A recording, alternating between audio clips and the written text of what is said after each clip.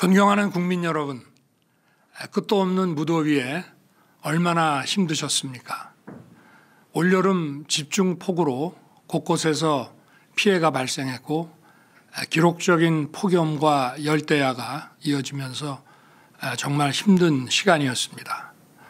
하지만 정부와 지방자치단체가 힘을 모아 일찍부터 꼼꼼하게 대비했고 무엇보다 국민 여러분께서 적극 협조해 주셔서 대규모 재난 없이 여름을 무난히 넘길 수 있었습니다.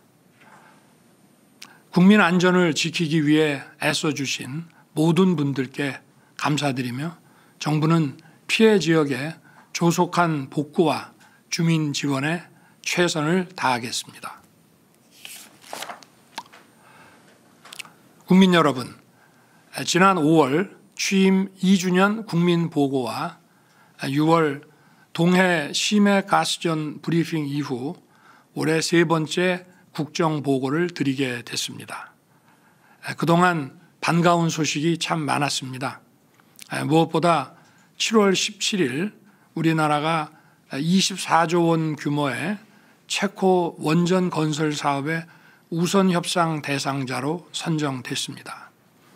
제가 곧 체코를 방문해서 최종 계약까지 성공적으로 마무리될 수 있도록 직접 챙길 계획입니다. 올해 상반기 수출 실적도 기대를 훌쩍 뛰어넘었습니다. 전년 동기 대비 9.1%나 증가한 3,350억 달러를 달성했고 특히 상반기 일본과의 수출 격차가 32억 달러로 좁혀졌습니다. 2008년 한일 수출 격차가 무려 3,600억 달러에 달했고 2021년까지도 1,000억 달러를 웃돌았는데 불과 3년 만에 일본을 턱 밑까지 따라잡고 이제 세계 수출 5대 강국의 자리를 바라보게 됐습니다. 과거에는 꿈조차 꾸지 못했던 일이 눈앞에 현실이 된 것입니다.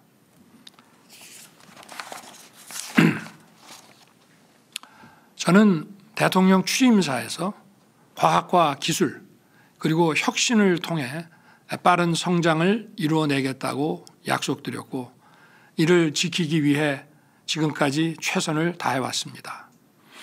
기업의 창의와 혁신을 북돋우기 위해 킬러 규제들을 과감하게 혁파했고 622조 원 규모의 반도체 메가 클러스터 조성을 비롯해서 첨단 산업 발전의 기반을 다지는 데 힘을 쏟았습니다.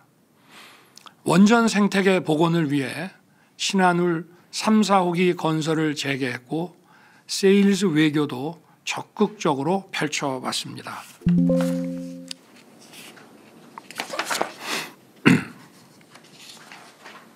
이러한 노력들이 경제의 성장으로 결실을 맺고 있습니다.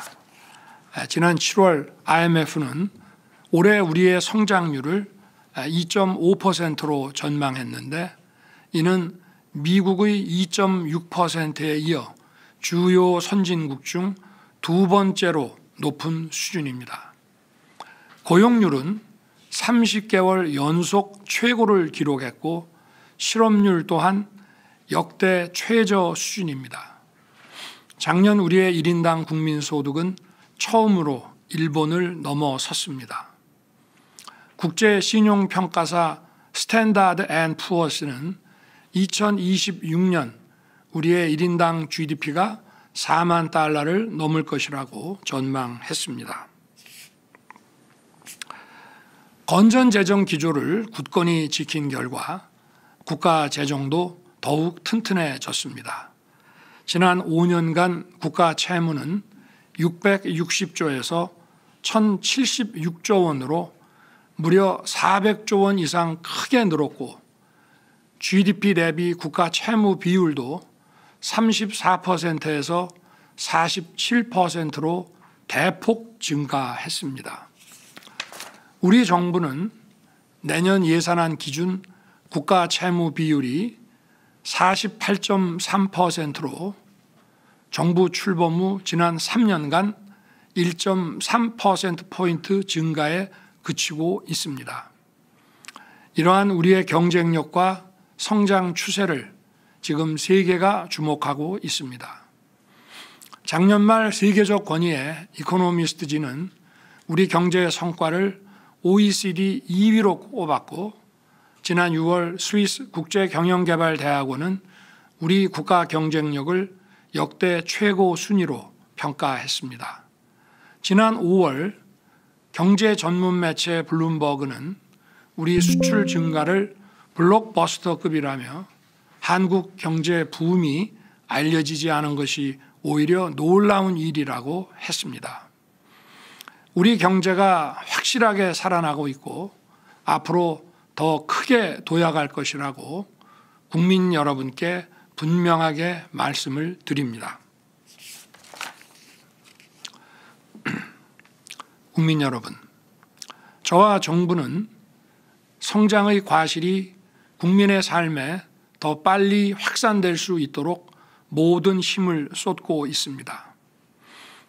민생에 큰 부담이 되는 물가를 잡기 위해 특단의 대책을 시행한 결과 전년 동기 대비 물가 상승률이 최근 4개월 연속 2%대를 기록하며 차츰 안정되어 가고 있습니다.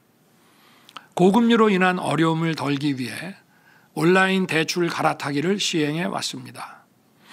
은행권의 경쟁을 촉진한 결과 원금 기준 14조 원에 달하는 대출이 낮은 금리로 이동하여 국민들의 이자 부담이 크게 줄었습니다. 코로나로 어려움을 겪는 소상공인을 위해 우리 정부 출범과 함께 30조 원 이상을 지원했고, 금년 7월부터 25조 원 규모의 맞춤형 지원도 시행하고 있습니다. 최근 수도권의 집값 상승을 감안해서 국민들께서 주택 걱정을 하시지 않도록 지난 8월 8일 42만 7천 호 규모의 수도권 주택 공급 대책을 마련했습니다. 수도권에 향후 6년간 연평균 7만 호를 추가 공급하여 과거 평균 대비 약 11%의 공급 물량을 확대할 것입니다. 국민들이 원하시는 곳에 제때 주택이 공급될 수 있도록 전력을 다하겠습니다.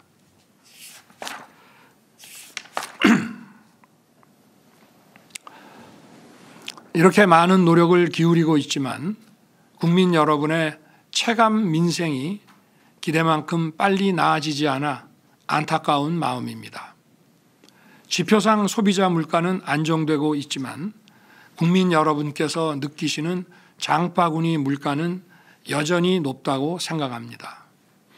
할인 지원과 함께 비축 물량의 방출, 할당 관세 및 대체 품목 수입 등을 통해 공급을 충분히 확대하겠습니다.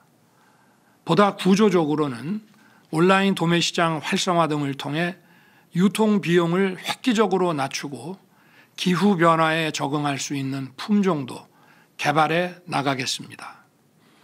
코로나 팬데믹 이후 고금리와 내수 부진으로 소상공인과 자영업자분들의 어려움이 계속되고 있습니다.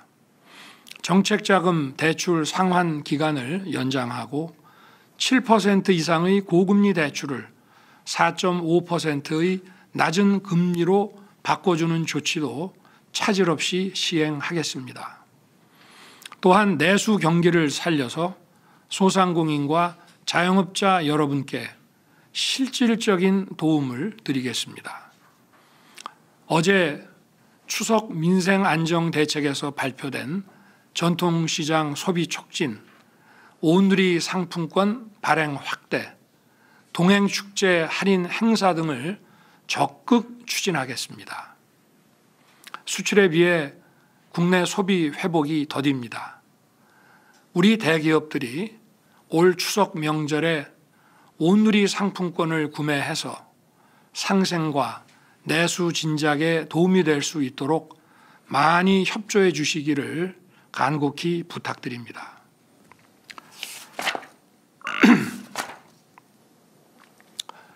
전반적인 고용 상황은 양호하지만 청년들의 일자리 사정은 여전히 녹록치 않습니다.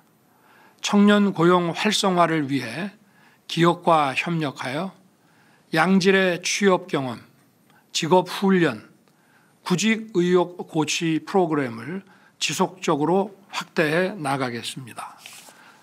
또한 대학생들이 돈 걱정 없이 공부할 수 있도록 정부가 더 노력하겠습니다.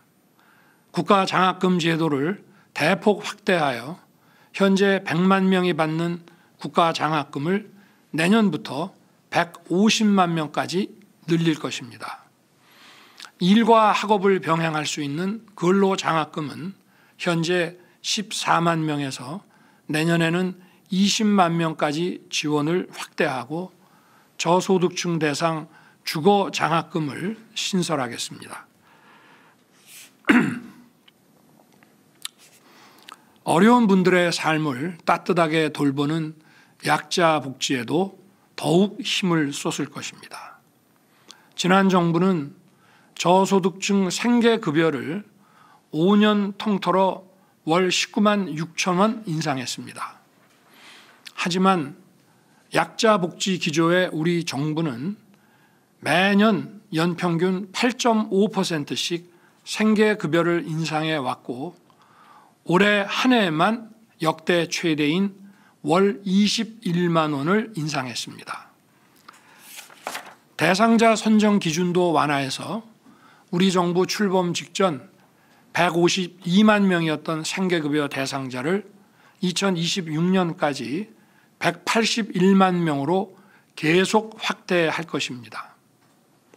돌봄과 간병, 마음건강 투자 사업에만 내년에 2,500억 원을 증액 편성하는 등 국민 수요가 높은 서비스 복지도 지속적으로 늘려가고 있습니다. 올해 7월부터는 영유아의 유기 학대를 방지하기 위해 출생통보제와 보호출산제도를 시행하고 있습니다. 불과 한 달 만에 위기에 처해 있던 16명의 소중한 생명을 보호할 수 있었습니다. 학교 현장에 누적된 문제들을 근본적으로 개선하고 있습니다. 교권보호 5법을 개정하여 교사의 정당한 교육 활동을 법으로 보호하고 학교폭력 처리 제도를 개선하여 교사가 교육 활동에만 집중할 수 있는 기반을 마련했습니다. 대학 입시의 킬러 문항 배제를 비롯하여 공정한 교육 기회를 박탈하는 사교육 카르텔을 뿌리부터 혁파하고 있습니다. 노사 법치를 확립하여 노동시장의 체질을 바꿨습니다. 연례 행사였던 대규모 불법 파업이 사라졌습니다. 근로 손실 일수는 이전 정부에 비해 3분의 1 수준으로 줄어들었습니다. 노조 회계 공시에 90%의 노조가 참여하여 투명성을 높였고 노조 간부 자녀 우선 채용과 같은 불공정한 관행도 바로 잡았습니다. 올해 2월부터는 경사노위를 중심으로 사회적 대화를 재개하여 개혁 과제를 하나하나 논의하고 있습니다. 노조가 투쟁 일변도에서 벗어나 대화와 타협의 노사 평화를 구축하는 데 힘써준 것을 정말 고맙게 생각합니다. 국민 여러분, 우리의 외교 지평과 경제 영토도 크게 넓어졌습니다. 정부는 출범 이후 세계의 자유, 평화, 번영에 기여하는 글로벌 중추 국가를 지향해 왔습니다. 우리 외교의 중심축이자 대한민국의 자유와 번영을 뒷받침해온 한미 동맹을 글로벌 포괄 전략 동맹으로 격상시켰습니다. 한미 동맹은 안보, 경제, 첨단 기술, 정보, 사이버 분야를 망라한 포괄적인 협력 플랫폼을 구축하여 우리 기업과 국민, 미래 세대에게 더 많은 기회의 장을 제공하고 있습니다. 지난달 저와 바이든 미국 대통령은 한미 한반도 핵 억제 핵 작전 지침을 승인했습니다. 지난 4월 워싱턴 선언으로 출범한 한미 핵 협의 그룹이 한미 일체형 확장 억제 시스템으로 업그레이드 된 것입니다. 이로써 전시와 평시를 막론하고 미국의 핵 자산에 한반도 임무가 특별 배정되었고 한미 간 핵과 비핵 자산의 연합 운용 체제가 가동되기 시작했습니다. 작년 3월 한일 관계를 12년 만에 정상화시켰고 정부 출범 이후 11차례의 정상회담과 활발한 고위급 교류를 통해 안보와 경제 협력을 활성화시켰습니다. 올해와 같은 추세라면 양국의 인적 교류가 연간 1,000만 명을 넘어 역대 최고를 기록할 것으로 전망됩니다. 복원된 한일 관계를 바탕으로 작년 8월에는 역사적인 한미일 캠프 데이비드 협력 체계를 구축했습니다. 한미일 3국은 안보, 경제, 첨단 기술, 공급망, 사이버 협력을 고도화시키면서 인태 지역의 평화와 번영을 이끄는 중추적 리더십을 발휘하고 있습니다.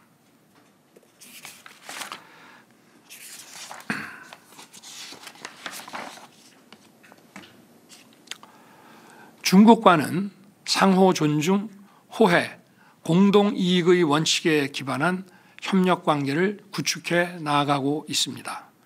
특히 지난 5월 4년 5개월 만에 개최된 한일중 정상회의를 계기로 한중 양국의 고위급 교류와 각 분야의 소통이 활발하게 이루어지고 있습니다.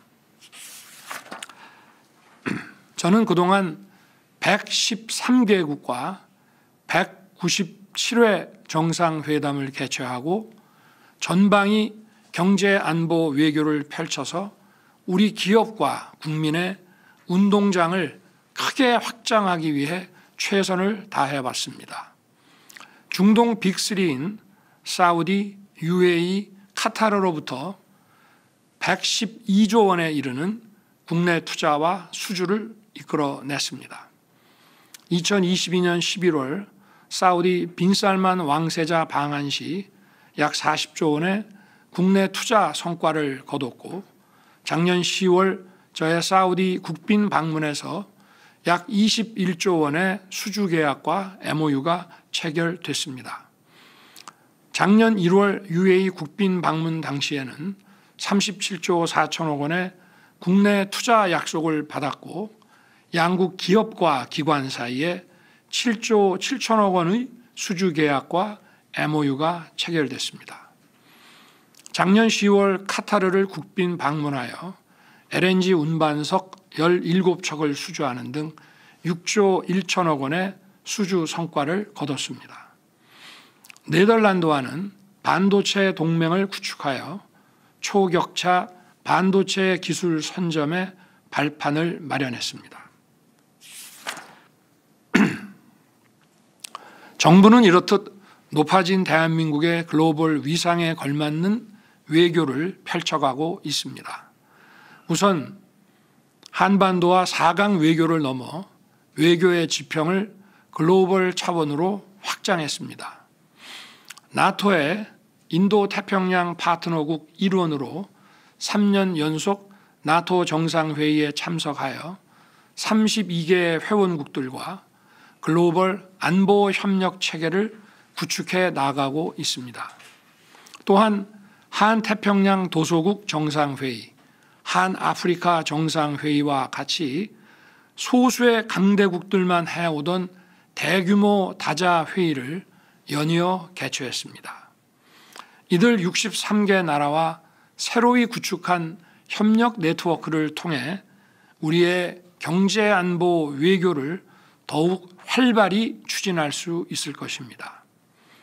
내년에는 한중앙아시아 정상회의를 개최하여 K-실크로드 협력 구상을 본격 가동할 것입니다. 우리가 국제사회에서 다루는 외교 아젠다도 한층 다양해졌습니다. 지난 3월에는 제3차 민주주의 정상회의를 개최해서 당면한 복합 위기를 헤쳐나가기 위한 자유의 연대를 결속했습니다. 아울러 작년 9월 뉴욕대에서 디지털 권리 장전을 발표하고 올해 5월 AI 서울 정상회의를 개최하는 등 안전, 혁신, 포용을 조화시키는 글로벌 디지털 규범을 선도해 나가고 있습니다. 국민 여러분, 안보는 나라의 근간이며 우리 경제를 떠받치는 버팀목입니다. 정부는 나라와 국민을 위해 자신을 희생하는 영웅들을 예우하기 위해 올바른 보훈 문화를 정착시키고 있습니다. 국가보훈처를 국가보훈부로 승격했고 국가유공자 보상금을 2년 연속 5% 이상 인상했습니다. 30년 이상 근무하고 정년 퇴직한 경찰과 소방관들이 국립묘지에 안장될 수 있도록 만들었습니다. 장병과 초급 간부의 복무 여건도 개선하고 있습니다. 병사 봉급을 205만 원까지 인상했고 이에 따라 위관급 장교와 부사관의 봉급 및 단기복무 간부들의 장려금도 인상할 것입니다. 그 밖에 시간의 수당, 당직 수당, 주택 수당도 확실하게 늘리겠습니다. 정부는 강력한 힘에 의한 평화를 구현해 나가고 있습니다.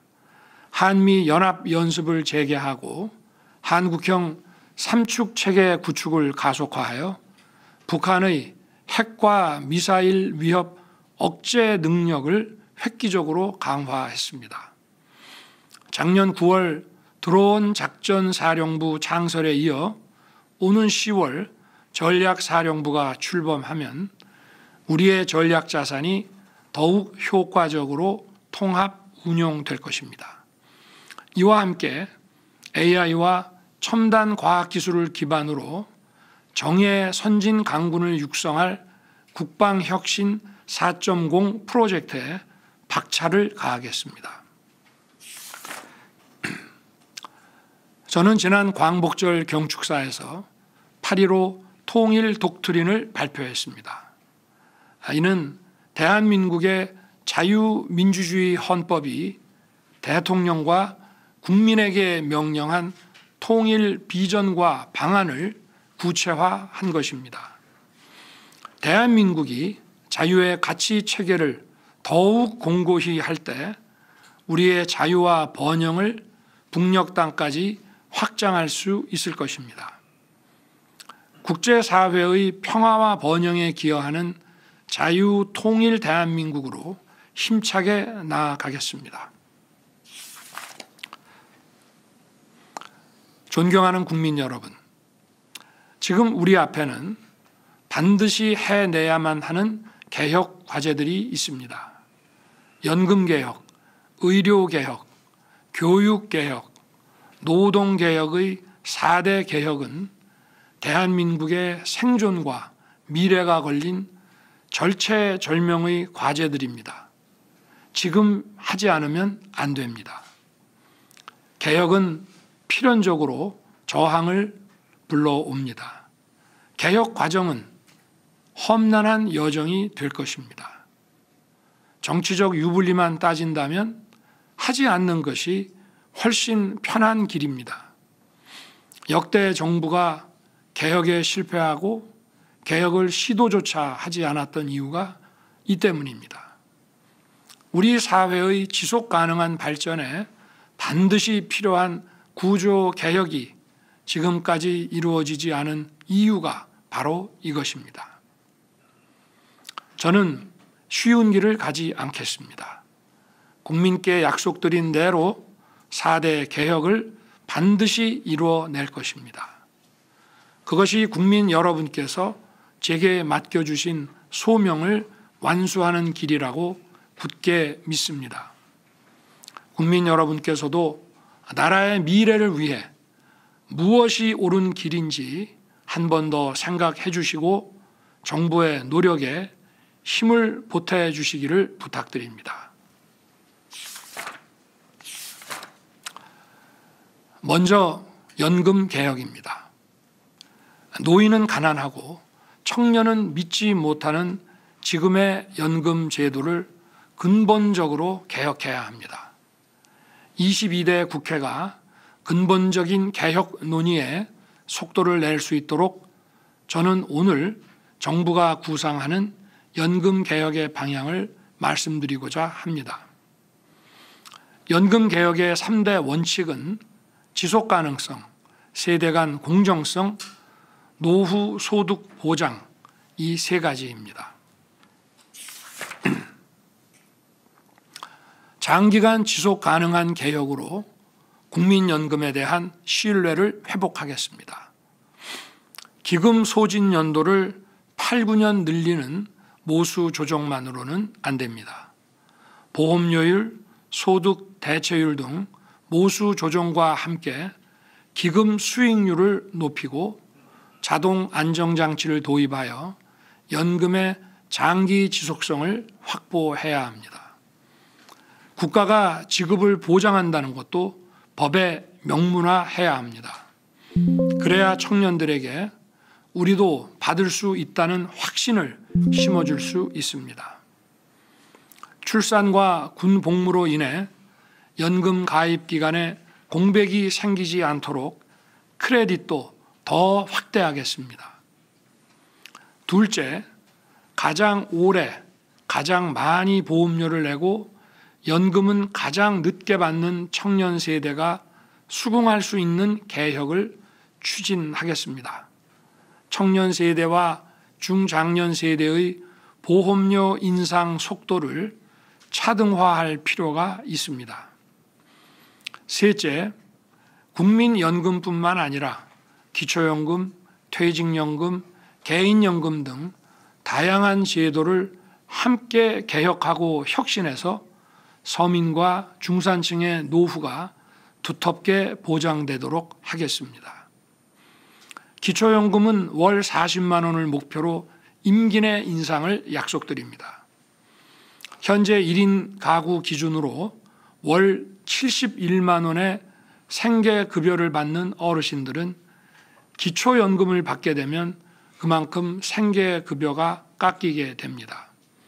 이런 어르신들의 노후 생활 보장을 위해 감액하던 금액을 추가 지급하는 방안을 추진하겠습니다.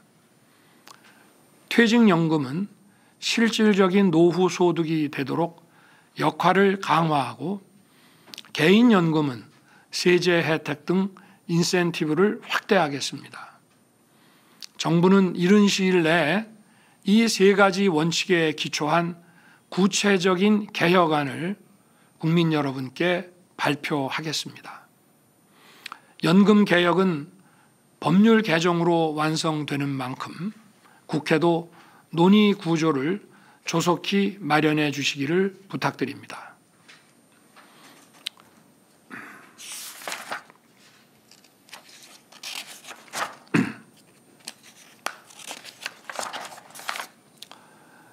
지역 필수 의료 체계를 강화하는 의료 개혁은 국민의 생명권과 건강권을 지역의 차별 없이 공정하게 보장하기 위한 개혁입니다. 이제 의대 증원이 마무리된 만큼 개혁의 본질인 지역 필수 의료 살리기에 정책 역량을 집중하겠습니다. 먼저 의사 확충과 함께 교육 수련 선진화에 만전을 기하겠습니다. 2025학년도 의대 신입생 모집은 현재 차질 없이 진행되고 있습니다. 앞으로 의학교육 선진화 방안, 전공의 수련체계 혁신 방안 등을 통해 좋은 의사가 많이 배출되도록 하겠습니다.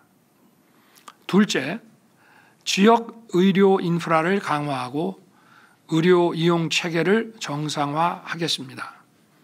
권역 중추병원과 2차 병원, 필수 의료센터를 육성하고 지역 인재 전형 확대와 계약형 지역 필수 의사제 도입을 추진하겠습니다. 전공의에 과도하게 의존해 왔던 상급 종합병원 구조를 전환해서 전문의, 진료 지원 간호사가 의료 서비스의 중심이 되도록 바꿔 나가겠습니다. 상급 종합병원은 경증 진료가 줄어들고 중증, 희귀 질환 진료에 집중하게 될 것입니다. 셋째, 공정한 보상 체계를 확립하겠습니다. 중증, 응급을 비롯한 필수 지역 의료 수가를 대폭 개선하겠습니다.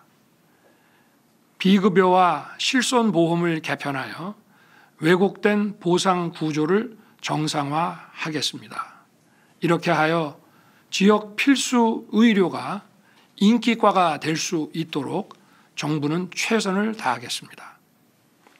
넷째, 의사와 환자 모두를 위한 의료사고 안전망을 구축하겠습니다. 의료인 배상 책임보험 가입을 통해 피해자는 충분히 보상받고 형사처벌 특례를 도입하여 의사가 소신 진료를 할 수 있도록 만들겠습니다. 이러한 의료 개혁을 제대로 해내기 위해 과감한 재정 투자에 나서겠습니다. 건강보험 중심의 재원 조달에서 벗어나 의료 인력 양성에 대한 국가 책임 강화와 지역 필수 의료 기반 확충에 향후 5년간 최소 10조 원의 재정을 투자할 계획입니다.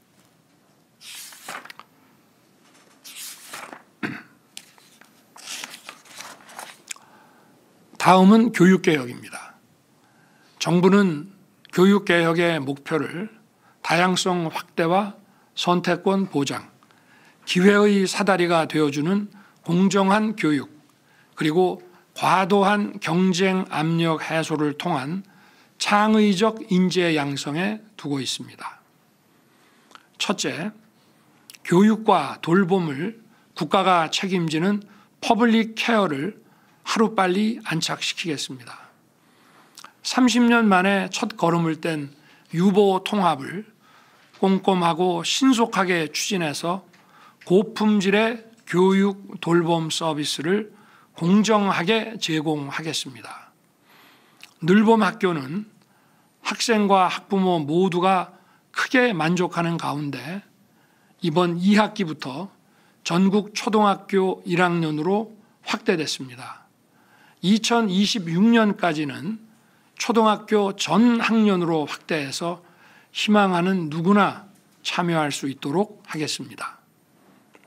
둘째, 미래 인재 양성의 기반을 마련하겠습니다. 내년부터 AI 디지털 교과서를 도입해서 맞춤형 학습, 자기 주도적 학습을 지원할 것입니다. 대학에 가지 않아도 좋은 일자리를 찾아 사회에 진출할 수 있도록 직업계 고등학교, 대학, 산업 현장과의 상호 연계를 강화하겠습니다. 셋째, 지방 대학들의 혁신 속도를 높여 지방의 교육 역량을 키우겠습니다. 지방 교육 혁신의 견인차가 될 글로컬 대학을 육성하고 대학의 학과와 전공의 벽을 허무는 전공 자율 선택제를 계속 확대해 나가겠습니다.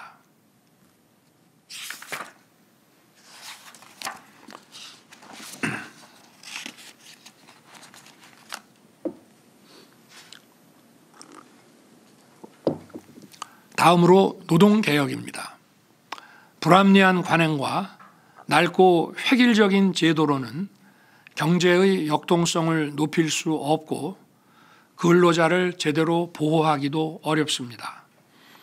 노동시장을 유연화하면서 공정한 보상을 통해 일터를 확장하고 근로 여건도 향상시키는 선순환 구조를 만들어 가겠습니다. 정부는 노사 법치의 성과를 이어가면서 노동개혁의 속도를 더욱 높이겠습니다. 첫째, 근로자와 기업의 선택의 자유를 확대해서 일자리가 늘어나는 노동시장을 만들겠습니다.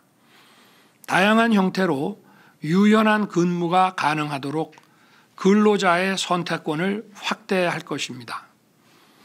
숙련된 중장년이 계속 일할 수 있도록 경직적인 임금 체계를 개선하겠습니다.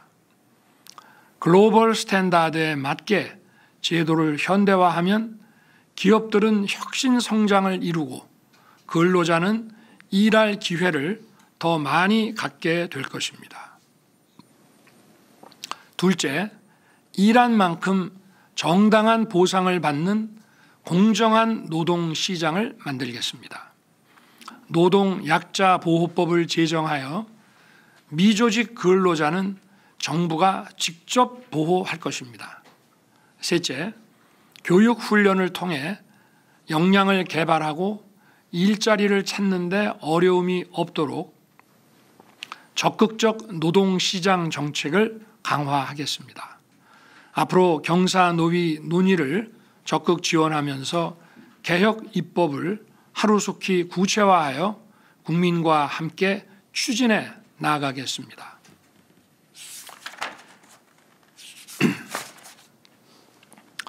마지막으로 저출생 위기 극복을 위한 정부의 계획을 말씀드리겠습니다. 저는 지난 6월 19일 인구 비상사태를 선포하고 양립, 양육, 주거의 3대 핵심 분야 151개 대응 과제를 발표했습니다. 이를 뒷받침할 추진 체계로 7월 11일 인구전략기획부 설치 법안을 발의했고 7월 25일에는 대통령실에 저출생 수석실을 신설했습니다. 지금 우리 청년들은 결혼과 출산을 생각할 여유가 없다고 얘기합니다. 청년들이 당장 원하는 2일 가정 양립을 안착시키고 양육과 주거 부담을 완화해서 청년들에게 출산과 결혼을 꿈꿀 수 있는 여유를 되찾아 드리겠습니다. 앞으로 저출생 수석실을 중심으로 그동안 효과가 없었던 대책들을 원점에서 재검토하고 수혜자의 선택권, 정책 체감도, 지속 가능성을 감안하여 사업을 재설계하겠습니다. 중장기적으로는 4대 개혁과 같이 경제 사회 구조를 전면 개편해야 합니다. 인구 문제 전문가들은 불필요한 과잉 경쟁 문화가 인구 절벽의 핵심 원인이라는데 의견을 같이 하고 있습니다. 우리나라의 경우는 결국 수도권 집중을 해소하는 지역 균형 발전이 인구 문제의 근본적인 해결책이라고 합니다. 지역 균형 발전의 핵심 요건은 결국 사람과 기업이 지역으로 오게 하는 것이고 그 키는 바로 정주 여건입니다. 정주 여건에서 가장 중요한 것은 바로 교육과 의료입니다. 지역에서도 자녀를 잘 가르칠 수 있고 아플 때, 중증 질환이 있을 때, 응급 상황이 발생할 때 나와 가족의 생명과 건강을 지킬 수 있도록 지역 중증 필수 의료 체계가 제대로 구축되어 있어야 합니다. 결국 저출생과 인구 위기 극복은 우리가 추진하는 개혁 과제와 밀접하게 맞물려 있는 것입니다.